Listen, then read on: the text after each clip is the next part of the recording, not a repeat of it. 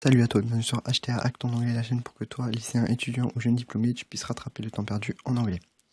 Je te retrouve aujourd'hui pour une nouvelle vidéo, j'espère que tu vas bien. Aujourd'hui, on va voir le premier temps du passé, le prétérit, après avoir vu tous les temps du présent. On va maintenant s'intéresser au passé. Alors, le prétérit, premièrement, comment il se construit? Alors, ce qui fait sa singularité à ce temps-là, c'est qu'il y a des verbes réguliers et des verbes irréguliers.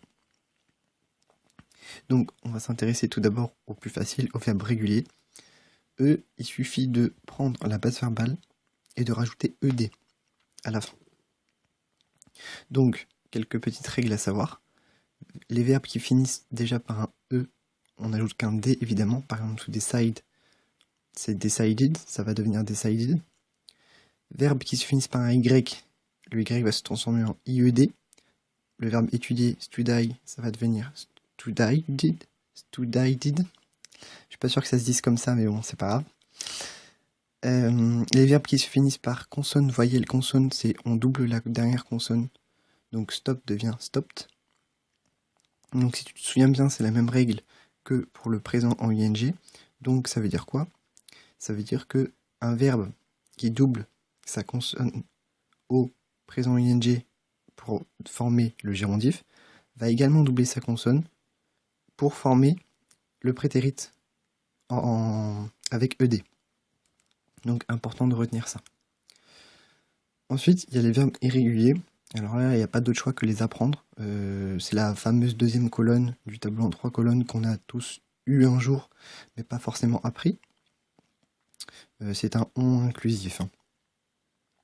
Donc, quelques verbes irréguliers importants.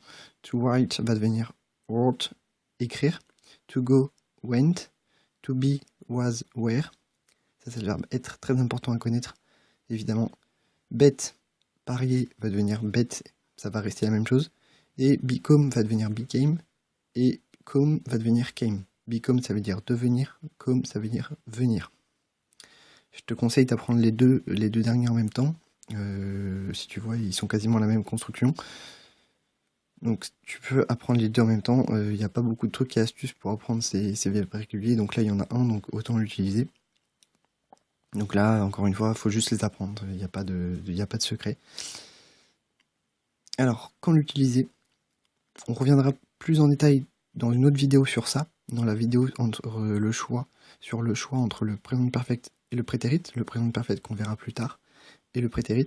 Mais un mot rapidement sur quand utiliser le prétérit.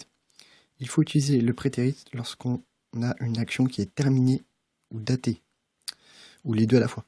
Par exemple, je t'ai donné 3 exemples, si tu vas mieux comprendre. Mozart wrote more than 600 pieces of music.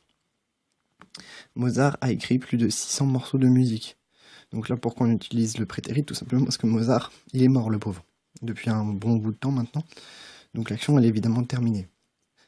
Ensuite, un autre exemple. I went to the cinema last week. Je suis allé au cinéma la semaine dernière. Là, on a last week. Donc c'est un indice. Pareil, dans la vidéo qu'on verra plus tard, je vous donnerai toute une série d'indices pour savoir quand utiliser le prétérit. Donc là, c'en est un, last week. Et le dernier exemple, il y a un autre indice. They played football 2 days ago. Ils ont joué au foot il y a 2 jours. Et là, ago, évidemment, ça va être un indice pour utiliser le prétérit. Donc last week, yesterday, ago, tout ça, c'est égal au prétérit. Enfin, comment poser une question? En fait, et comment faire une phrase négative? En fait, c'est exactement la même chose qu'au présent. On va aller chercher do, sauf que là, on est au passé. Donc on va le mettre do au passé. Et au passé, do devient did. Donc, c'est exactement la même chose, sinon. La question, c'est do, sujet, verbe. Donc, did you go out last night? Es-tu sorti cette nuit? Comment on exprime une phrase négative? Pareil, on utilise do plus not, sauf que là, on est au prétérit, donc do devient did. Donc, did plus not. I did not enjoy the film. Je n'ai pas aimé le film. Tu remarqueras que pour former une question et pour faire la forme négative, il n'y a plus de notion de verbe irrégulier. Étant donné qu'on prend did, pardon. C'est comme, souviens-toi, au présent, je t'avais expliqué mon histoire. Moi, c'est ma façon que j'ai de m'en rappeler. de transfert du S de do à dose à la troisième personne, et bien là c'est pareil, on va transférer l'irrégularité à do, qui va l'absorber en quelque sorte. Je sais que c'est un peu bizarre, mais moi ça m'aide à comprendre, ça m'a aidé à comprendre pendant très longtemps. Qui va l'absorber, et du coup le verbe il va rester avec sa base verbale, et on va juste avoir did, you, go. On va pas avoir went. Went il est absorbé par le fait qu'on utilise do. Donc en l'occurrence did, d'accord? Si tu veux le retenir autrement, retiens-le autrement, c'est juste que voilà, je te partage ma façon de faire. C'est pas forcément la meilleure, je sais, mais voilà. Donc voilà, on a fini avec le prétérit. On reviendra plus en détail dessus dans une prochaine vidéo. Parce que le choix prétérit present perfect, c'est source beaucoup d'erreurs et beaucoup de confusion chez les Français. Donc on va faire une vidéo là-dessus. Je vais faire une vidéo là-dessus. N'oublie pas de t'abonner à ma chaîne YouTube. N'oublie pas d'aimer ma page Facebook, parce que souviens-toi que c'est la répétition de l'action qui fait que tu auras des résultats. Donc voilà, travaille ton anglais, écoute, lis, essaye d'en faire tous les jours. C'est pour ça que j'essaie de te faire du contenu quotidien, parce qu'il faut répéter. Et à un moment donné, tu verras, tu progresseras. Donc bon courage à toi, bon travail et bonne journée. Et je te dis à demain pour une nouvelle vidéo.